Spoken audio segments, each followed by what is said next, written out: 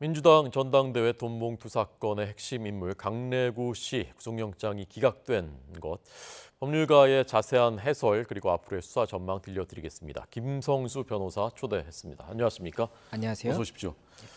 자, 구속영장이 기각된 사유 법원이 어떻게 설명을 했습니까? 예, 어제 일단 구속영장 실질심사가 있었고 네. 이제 기각이 됐습니다. 그리고 그 기각 사유에 대해서 이제 설명을 드리자면 일단은 법원에서 이 법에서 정하고 있는 구속영장의 요건이 있습니다. 네, 그 네. 요건이 범죄 혐의에 상당한 의심이 있어야 되고 그리고 일정한 주거가 없거나 아니면은 도주의 우려가 있어야 됩니다. 네, 네. 그리고 증거인멸을 할 우려가 있어야 되는 것인데 일단 어제 기각 사유에 대해서는 이 범죄 혐의나 이런 부분에 대해서는 구체적인 언급이 아직까지는 알려진 것이 없는데 네, 네. 증거인멸의 우려라든지 도주의 우려가 지금 현재 검찰에서는 이런 부분이 있기 때문에 구속을 해야 된다라고 주장을 했던 것인데 네. 아무래도 검찰이 제시한 증거만 가지고는 도주나 증거인멸의 우려가 있다라고 조금 단정하기 어렵다. 그렇기 때문에 일단은 구속을 하는 것은 마땅치 않다라고 봤기 때문에 기각을 했다는 그런 소식입니다. 네. 그러니까 어떤 부분에서 이제 그 증거인멸의 우려가 그렇게 검찰이 주장하는 것만큼 많지가 않다라고 본 것일까요? 예, 일단은 그 구속영장이 청구 전에 압수수색을 했지 않습니까? 네네. 그래서 상당 부분 이제 좀 증거가 확보가 됐다라고 확보됐다. 보는 부분도 있는 것으로 보이고 네네. 지금 이제 검찰에서 보고 있는 것은 뭐 말맞추기라든지 관련자들이 많지 않습니까? 말맞추기나 회유를 한 정황이 있다라고 했는데 법원에서는 그 부분이 이제 조금 충분하지 않다라고 봤던 것 같아요. 그리고 이제 도망의 우려 같은 경우에도 네. 이게 일단은 계속해서 검찰의 이 수사를 이제 소환을 하지 않습니까? 소환에 대해서 계속 잘 응하고 있기 때문에 그리고 이런 사회적 지위나 이런 부분을 봤을 때 갑자기 도주할 가능성은 좀 높지 않다라고 봤기 때문에 그런 부분까지도 이제 염려가 없어서 기각이 됐다 이렇게 설명드릴 수 있을 것 같습니다. 지금 구속하는 것은 방어권을 지나치게 제한하는 것이다라고 했다는데 방어권 제한이라는 것은 어떤 뜻인가요? 이 피고인의 방어권이라는 것이 이제 헌법이랑 형사소송법에 명시가 돼 있습니다. 헌법에서는 인신이 이제 법에 의하지 않냐고 구속되는 이런 것들을 이제 방지하도록 하고 있고 형사소송법에서도 불구속 수사가 원칙이다 이런 부분들이 있습니다. 네. 그러니까 방어권을 조금 쉽게 설명을 드리자면 이 형사 절차 진행에 있어서 피고인이 부당하게 이런 좀 방어를 할 수 있는 권리를 행사하지 못한다고 하면 억울하게 구속될 수도 있는 거지 않습니까? 그래서 그런 부분들에 대해서 제한을 하는 그런 부분이라고 설명을 드릴 수가 있는데 네. 이번 같은 경우에도 이제 인신이 구속되게 되면 당연히 방어권에 대해서 굉장히 좀 큰 침해가 될 수밖에 없겠죠. 사건을 준비를 해야 되는데 뭐 구치소에 있다든지 하면 사건 기록도 제대로 볼 수가 없지 않습니까? 그래서 그런 부분들을 감안을 했을 때 지금 현재 검찰에서는 당장에 이제 구속을 하지 않으면 재판 전이라고 하더라도 그 뭐 증거 인멸을 한다든지 해서 수사에 굉장히 좀 크게 이제 실체 진실을 발견하는데 방해가 될 수 있다라는 그런 취지였는데 법원에서는 그런 부분에 대한 검찰의 이런 좀 주장보다는 네. 아직까지는 피고인의 방어권을 좀 이렇게 보장하는 것이 더 큰 가치가 있다 이렇게 본 것으로 보입니다. 네. 최근에 이렇게 그 방어권을 좀 더 보장하고 구속영장 발부에 신중하고 이것이 좀 추세입니까? 법원에? 예, 아무래도 제가 예전에 이제 법조 생활하셨던 선배님들께도 여쭤봤는데 예전에는 구속영장이 정말 발부가 잘 됐었는데 점점점 이제 영장이 발부되는 것이 좀 기각률이 높아지는 그런 추세다라고 말씀을 하시더라고요. 네. 그래서 지금 같은 경우에도 아직도 영장이 신청이 되면 웬만하면 발부가 된다라고 생각할 수 있는 정도의 퍼센티지긴 하지만 그래도 예전에 비하면은 많이 조금 그런 부분이 줄었고 이제 점점 더 그렇게 조금 주는 부분이 있다 보니까는 아무래도 피고인의 방어권이나 피의자의 방어권 이런 부분에 대해서는 조금은 더 보장이 되고 있는 것이 아닌가 이렇게 생각이 됩니다. 네. 그래서 이제 영장 발부의 요건 중에 이제 첫 번째는 그 혐의에 대한 것이라고 하셨는데 이 부분은 아직 거기에 대해서는 설명이 없었고 법원에서 이번에 그 영장 심사에서 다툰 혐의가 어떤 것이었습니까? 예, 일단 그 법원에서는 혐의에 대해서 언급을 했는지가 지금 언론에 알려지지 않아서 네, 제가 정확히 말씀을 드리지 못했던 부분인데 네, 네. 아마 그 부분도 결정문에는 나오긴 나올 겁니다. 그래서 결정문은 한번 봐야 될 것 같고 일단 검찰에서 일단 구속을 해야 된다라고 하려면 범죄 혐의를 설명을 해야 되거든요. 네, 네. 그래서 법원에다가 이야기를 했던 부분은 두 가지인데 하나는 정당법 위반 혐의입니다. 이게 어떤 내용이냐면 2021년 3월부터 5월까지 사이에 이 당대표 선거가 있었습니다. 민주당 당대표 선거가 있었는데 네, 네. 특정 후보 송영길 후보죠. 네, 송영길 네. 후보를 당선시키기 위해서 합계 9,400만 원을 이제 뭐 대의원이라든지 의원 이런 사람들한테 살포하는 그런 행위를 했다는 겁니다. 그렇게 되면은 이 정당법 50조에 당 대표 당 대표 경선 등에 있어서의 매수 및 이해 유도죄라는 게 있는데 매수를 하려고 돈을 이렇게 살포하는 걸 금지하고 있거든요. 네. 그 부분에 대해서 위반을 했다는 그런 혐의가 하나가 있는 것이고 네, 네. 또 하나는 이 이제 방금 말씀드렸던 사실관계랑 별도로 뇌물 수수 혐의가 있습니다. 이거는 2020년 9월 당시에 한 사업가로부터 납품 청탁을 받으면서 300만 원을 받았다는 건데 그게 이제 뇌물을 받았다는 취지거든요. 네, 그래서 네. 그 두 가지 혐의로 일단 영장을 신청을 했었는데 이 부분 관련해서 이번에 기각이 됐다 이렇게 말씀드릴 수 있는 겁니다. 2020년 것은 전당대회랑은 상관없는 얘기인 것이고요. 예, 맞습니다. 원래 처음에 이제 그 압수수색할 때 정당법하고 플러스 정치자금법 위반 혐의 이렇게 돼 있었는데 이번에 그 영장 청구할 때는 그러니까 정치자금법은 빠진 거군요. 예, 이게 검찰에서 구속영장을 신청을 할 때 그 범죄 혐의가 굉장히 여러 가지가 있다고 하면 네. 그 중에서 특히나 이 범죄 혐의에 상당한 소명이 있어야 된다고 말씀을 드렸지 않습니까?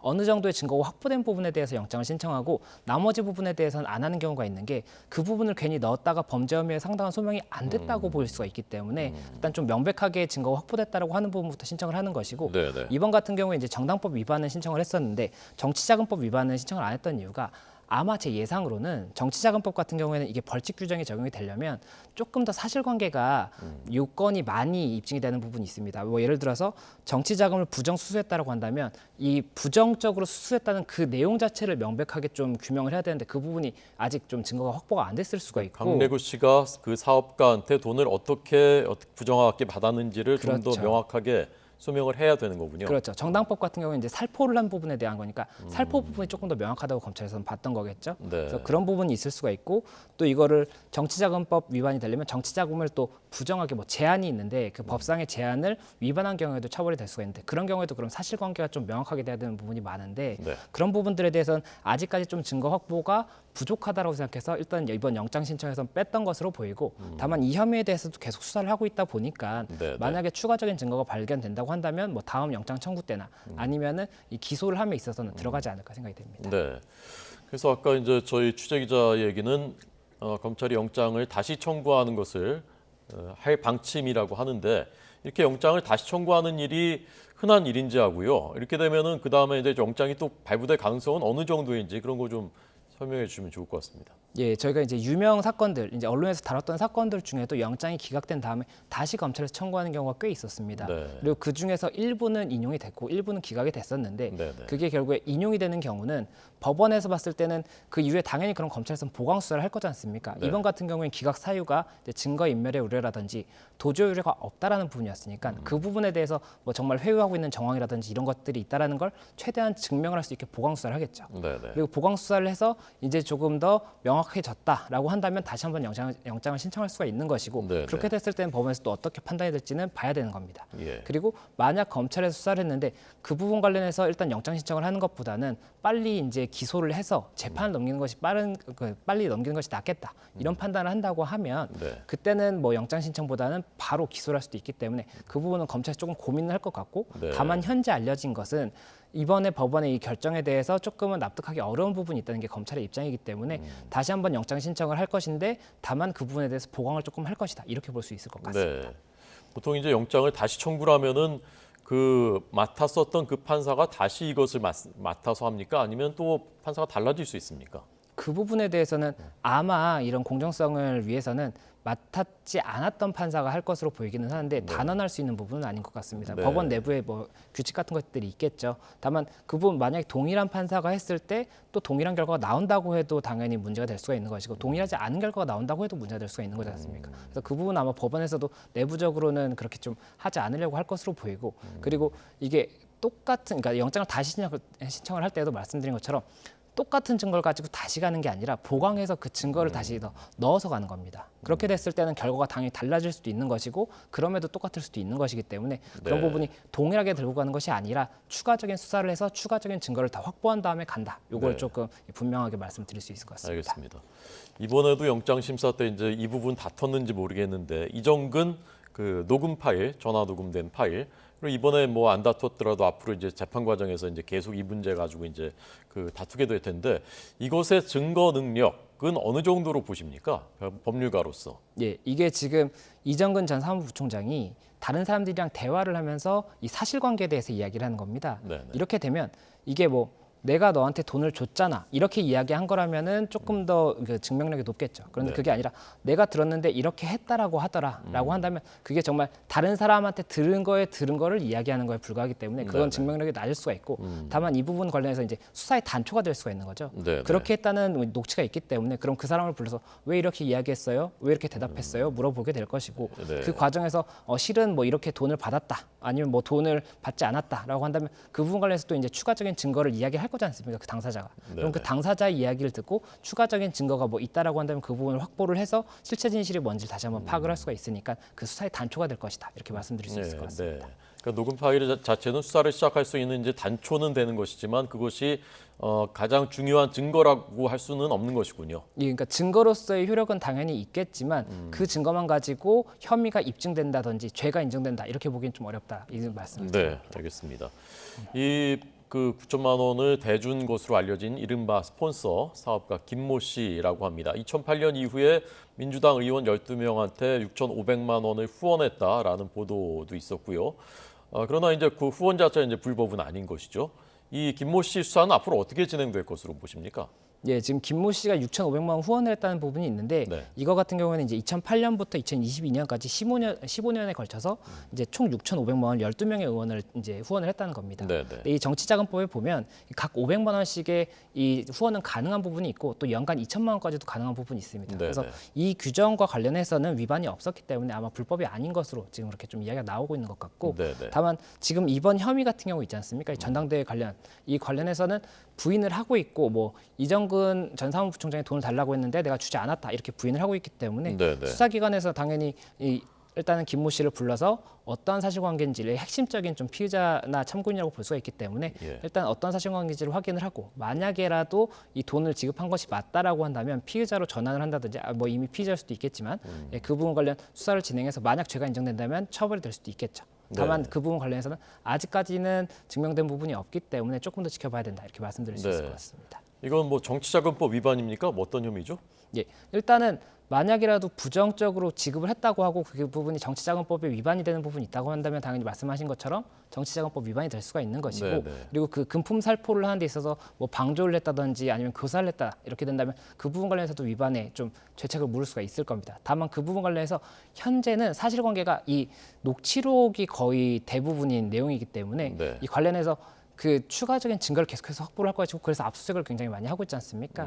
그 부분 관련 어떠한 증거가 나온지에 따라서 이 사실관계는 원래도 수사 단계에서는 사실관계가 기소될 때 한번 바뀌는 경우가 많고 기소된 다음에도 진행하는 과정에서 인정되는 법적인 사실관계가 달라질 수가 있기 때문에 아직까지는 여러 가지 가능성을 두고 검찰에서도 보고 있다 이렇게 말씀드릴 수 있을 것 같습니다.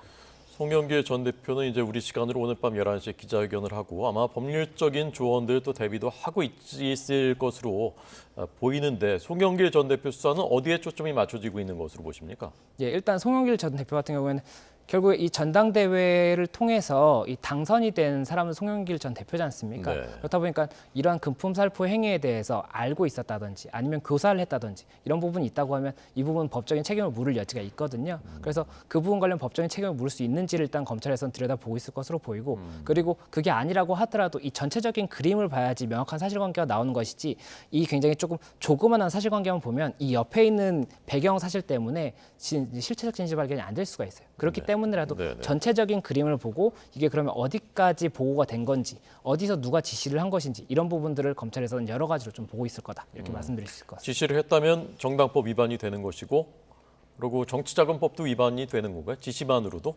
예, 그 교사에 대해서는 일단 어떤 죄명이 인정되느냐에 따라서 교사나 방조가 될 수 있는지 아니면 네. 공범이 될 수 있는지도 봐야 되는 겁니다. 네, 그런데 네. 지금 같은 경우에는 일단 송영길 전 대표가 현재는 입장을 밝히지 않고 있기 때문에 어떤 사실관계가 나온지에 따라서 그 부분 검토를 해야 될 것으로 보이고 네. 아직까지는 어떤 죄가 될 여지가 있다라는 부분도 말씀드리긴 조금 조심스러운 상황인 것 같습니다. 네. 그 9,400만 원 이외에도 그 이정근 그 녹음 파일에 보면은 별도로 그 송 전 대표가 돈을 마련해서 뿌린 것 같은 것으로 물론 이제 그 녹음입니다만은 그런 내용도 또 있었지 않습니까? 네, 맞습니다. 지금 현재 아마 송영길 전 대표는 인정을 하지 않고 있는 것 같아요. 당연히 그러니까 당연히 이야기 안 했겠죠 아직. 그래서 이야기를 안 하고 있는 부분인데 그 부분 관련해서도 당연히 검찰에서는 그러면 추가적인 뭐 금품 살포가 있었는지 그렇다면 그 돈 어디서 마련했는지 이런 부분도 보겠죠. 그리고 그걸 보려면 압수수색이나 뭐 이런 걸 통해서 증거도 확보를 해야 될 것으로 보이고 당사자 진술도 받아야 되는 겁니다. 네, 그리고 네. 당사자 진술을 받고 나면 거기서 이제 뭐 어떠한 이런 얘기가 나온 거에 대해서 뭐 관련자가 누가 있다라고 하면 그 관련자도 또 불러서 조사를 해봐야 되는 겁니다. 그렇게 해서 사실관계를 특정을 할 것이고 그러는 과정에서 앞서 이제 검찰에서 파악하고 있는 사실관계가 다시 좀 다듬어지는 경우가 있어요. 아, 네. 이 방향이 아니었구나 이렇게 되는 경우도 있기 때문에 그런 것까지도 조금 감안을 해서 수사를 할 수밖에 없다 이렇게 말씀드릴 수 있을 것 네. 같습니다. 검사 출신이신가요? 아, 아닙니다. 아닙니까? 예, 형사 사건을 많이 해가지고. 네, 그럼 수사를 많이 해보신 것 같은 느낌이 나서 알겠습니다. 김성수 변호사에게 듣고 있고요. 한 가지만 더, 이 권도영 씨 지금 그 가상화폐 폭락 사태 주범 몬테네그로에서 붙잡혔었죠. 거기서 먼저 재판을 받게 됐다면서요? 네, 맞습니다. 지금 몬테네그로에서 그 위조 요건 관련해서 공문서 위조죄로 일단 재판이 진행된다는 소식이 있었습니다. 네. 그래서 이 부분 관련해서 결국엔 그렇다면 재판이 진행되고 처벌이 이루어질 때까지는 국내 송환이 늦어질 수밖에 없기 때문에 그 부분 관련 언제 송환이 될 수 있는지 또 어디로 송환이 될지 이 부분 관련 좀 관심이 있을 수밖에 없는 상황인 것 같습니다. 그러니까 그 나라에서는 먼저 우리나라 법 어긴 것부터 재판에서 벌을 받고 그 다음에나 이제 어디든지 뭐 보내줄 수 있다 이제 이런 거군요. 예, 맞습니다. 당연히 외국인이 그 나라에서 법을 위반을 했기 때문에 그렇다면 그 나라 사법 체계에 따라서 처벌이 돼야 되지 않습니까? 네, 네. 근데 그 사람을 처벌을 하지 않고 다른 나라로 보낸다고 한다면 그렇다면 그 나라의 사법 체계가 무너지는 결과가 될 수가 있기 때문에 당연히 처벌을 하고 송환 여부를 결정하겠다 이런 취지인 것 같습니다. 그러니까 어느 나라나 다 그렇습니까? 그러니까? 예, 국내 같은 경우에도 국내에서 뭐 외국인이 범죄를 저질렀다고 한다면 일단은 국내에서 도망치지 못해 구속을 하고 수사를 진행을 합니다. 그렇게 네, 한 다음에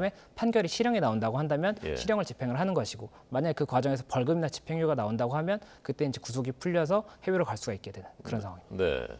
그래서 이제 우리 입장에서는 언제 송환되느냐가 관심이기 때문에 그 공문서 위조가 보통 그 몬테네그로에서는 형량이 어느 정도 된답니까? 예, 몬테네그로 현지 이제 그 관련해서 이야기가 나온 걸 봤을 때는 네. 이제 이 공문서 위조 자체가 최저 3개월에서 최고 5년 정도의 징역형이 선고가 가능한데 네, 네. 이 판례상으로는 6개월 정도가 평균이라고 합니다. 아하. 그렇다 보니까는 이번 같은 경우에도 한 6개월 정도 나오지 않겠나라는 좀 그런 생각 이야기가 많이 나오고 있는 상황이고 네, 네. 이 부분 관련 이제 권도영 씨 측 변호인은 만약이라도 1심 판결을 받았는데 그 부분 좀 형량이 과하다든지 좀 이해할 부분이 있다라고 한다면 항소도 하고 대법원까지도 갈 것이다 이렇게 이야기를 하고 있어서 그렇다면 재판이 좀 많이 길어질 수도 있겠다 이런 관측이 나오고 있습니다. 재판이 우리나라에서는 어떤 사건들은 뭐 1년 넘게도 막 가고 어떤 건 몇 년도 가고 그러지 않습니까? 그렇게까지 길어지지는 않겠죠? 예, 이번 같은 경우 그렇게 좀 말씀하신 것처럼 굉장히 오래되는 거는 증인이 많다거나 쟁점이 많은 것들입니다. 범죄 혐의가 많다라고 한다면 증인 신문도 많이 해야 되는 것이고 계속해서 그 공판 기일이 열리게 됩니다. 그러면 1년이 갈 수도 있고 하는 것인데 이번 같은 경우에는 위조 요건이고 그 증거가 명백하지 않습니까? 다툴 부분이 별로 없을 거예요. 그렇다 보니까 길어진다고 하더라도 뭐 1년, 2년 그렇게 많이 길어지기는 조금 쉽지 않다 이렇게 좀 보입니다. 네. 어쨌건 이제 형량을 마친 다음에는 미국이든 우리나라든 뭐 싱가포르 뭐 이렇게 이제 가게 될 텐데 국내 일각에서는 우리나라 처벌 규정이 좀 불비하기 때문에 차라리 미국으로 보내는 게 낫다 그런 그 주장도 있다면서요? 예, 지금 현재 그런 좀 걱정이 나오는 게 네. 자본시장법 위반으로 지금 검찰에서는 보고 있었던 것으로 보이는데 자본시장법 위반 같은 경우는 이제 주식 같은 경우에 이제 시세 조작하는 그런 행위들을 처벌하려고 있는 법이라고 보실 수가 있는데 네. 이번 테라루나 사태 같은 경우에도 시세 조작을 한 것으로 보이는 그런 부분들이 있거든요. 네. 그렇다 보니까는 이게 만약에 주식, 증권으로 볼 수 있다라고 한다면 자본시장법상의 처벌이 가능한 것인데 네, 네. 이게 증권으로 볼 수 있느냐에 대해서 일단은 명시적인 판례가 없고 오히려 이제 그 관련 관계자들의 구속영장을 신청함에 있어서는 법원에서는 조금 의문을 제기했었던 부분이거든요. 그래서 자본시장법 위반으로 처벌이 안 된다고 한다면 뭐 그러면 특경법상 사기가 될 수 있는지 이런 것들도 좀 쟁점이 문제가 많다 보니까는 그렇군요. 국내에서는 처벌이 안 되는 것 아니냐 이런 좀 염려가 나오는 것이고 그렇다면은 이제 미국에서는 그런 부분 관련해서는 조금은 더 법제화가 돼 있는 상황이기 때문에 미국으로 가는 것이 처벌이 더 가능하기 용이할 수가 있고 또 처벌의 형량에 있어서도 국내에서는 조금 이런 경제범에 대한 처벌이 약하다라는 여론이 있었기 때문에 미국 같은 경우에 굉장히 조금 중하게 보지 않습니까? 그래서 미국으로 가서 좀 중한 처벌을 받는 것이 맞지 않느냐 이런 여론이 있는 겁니다. 네. 근데 이제 미국 가게 되면 피해 배상이라든가 이런 건 어떻게 됩니까? 예, 그 부분을 좀 생각을 했을 때는 또 국내로 송환되는 것이 나을 수가 있는 것이 네. 예, 일단은 이 권도영 씨 한 사람에 대한 처벌도 처벌인데 수사를 하는 과정에서 이제 관계자들이 다 국내에 있지 않습니까? 네네. 이 관계자들 중에 또 불법을 한 사람이 있다라고 한다면 그 공범으로서 처벌이 가능할 것이고 피해를 입은 국내에 있는 이제 피해자들 입장에서는 최대한 피고, 그러니까 민사소송을 걸 피고가 많을수록 좋은데 이 관계자들 불법행위가 인정되는 사람들은 다 불법행위 손해배상 청구의 대상이 될 수가 있거든요. 그렇다 보니까는 권도영 씨가 국내에서 이런 조금 수사를 받으면서 사실관계가 명확해지는 게 피해자들한테는 도움이 될 수가 있고 또 이런 그 재산을 동결하거나 이런 절차에 있어서도 국내에서 당연히 이게 이제 체포가 되고 국내에서 진행이 된다라고 한다면 권도영 씨 재산을 국내 검찰이나 법원에서 이제 동결을 하게 되지 않습니까? 네네. 그렇게 되면 당연히 피해자들이 그 관련해서 조금 이런 뭐랄까요 배상을 받는 데 있어서도 도움이 될 수가 있기 때문에 그런 부분에 있어서는 국내에 송환되는 것이 좋겠다 이런 이야기도 있습니다. 네. 국내 재산이 많이 있나요, 지금 이 사람이? 지금 권도영 씨 같은 경우에 국내 재산은 거의 없는 것으로 얘기가 나오고 있고 다만 지금 검찰에서 계속해서 뭐 차명이라든지 이런 부분으로 동결을 하려고 하는 부분이 있다라고 하다 보니까 뭐 비트코인 같은 경우에도 스위스 은행이 있다 뭐 이런 이야기가 있지 않습니까? 아하. 그래서 그런 부분 좀 추가적으로 보고 있고 만약이라도 이제 국내에 송환이 된다라고 한다면 수사 과정에서도 어떠한 좀 재산을 숨긴 그런 부분이 발견될 수도 있죠. 그래서 그런 기대까지도 가지고 있다 보니까 피해자들 입장에서는 국내 송환도 조금은 기대를 할 수밖에 없다 이렇게 말씀드릴 수 있을 것 네, 같습니다. 알겠습니다. 형사 사건을 많이 수임해서 생생한 경험들이 많은 김성수 변호사의 해설을 들었습니다. 감사합니다. 감사합니다.